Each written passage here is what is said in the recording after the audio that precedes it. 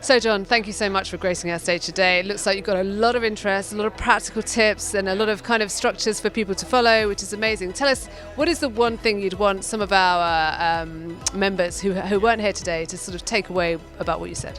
Yeah, so I mean, the whole presentation was about removing yourself from the trade of your time for money. So, Yeah. you know, you get into business because you're trying to escape that, but you end up, even once you start getting results in business, that trade happens again.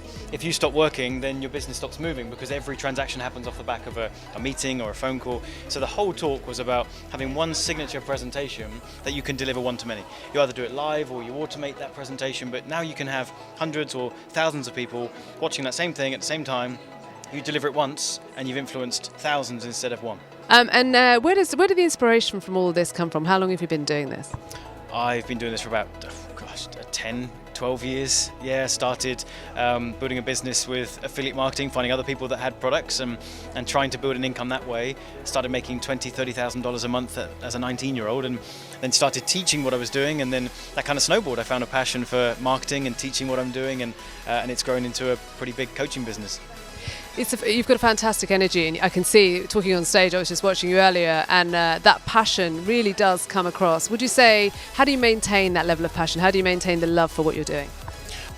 So you could open a can of worms with that, because you've got to make sure that you're actually staying in love with the business, because as soon as you stop loving what you're doing, then that's when it starts to die.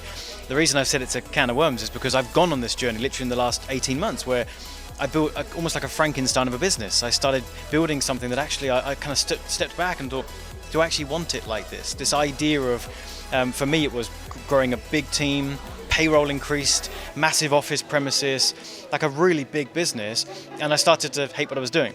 So I've just recently downsized, changed the business models and business structures, and I'm so much happier again. So you kind of have to go on this continuous reflection of, is the business where I want it to be? Am I actually enjoying it? And if that passion goes away, then you have to make some dramatic changes to get it back again. Yeah, you have to be flexible. You have to look at it. And I think you have to ask yourself those hard questions. Am I happy? Is this really what I want? Am I heading in the direction that I want to go into? Fantastic.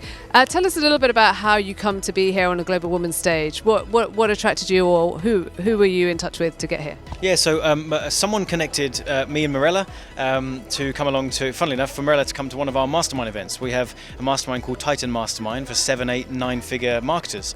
Anyone who's interested in that topic. And so Mirella came along, was a part of that. We connected, we really hit it off, and she invited me to come and speak and share what I do here.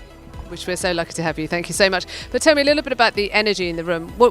I think at Global Woman, we're all about energy. We're all about supporting each other, women who are going to help each other and not, push each other down. Yeah. Can you talk to that energy? Did you feel that energy in the room today? Yeah, the one thing I can point to actually is when I speak at other events, oftentimes, and especially now, I mean, what do we now? We're almost 6 p.m. and I've just got off stage. At the end of a day, you'd have quite a tired crowd.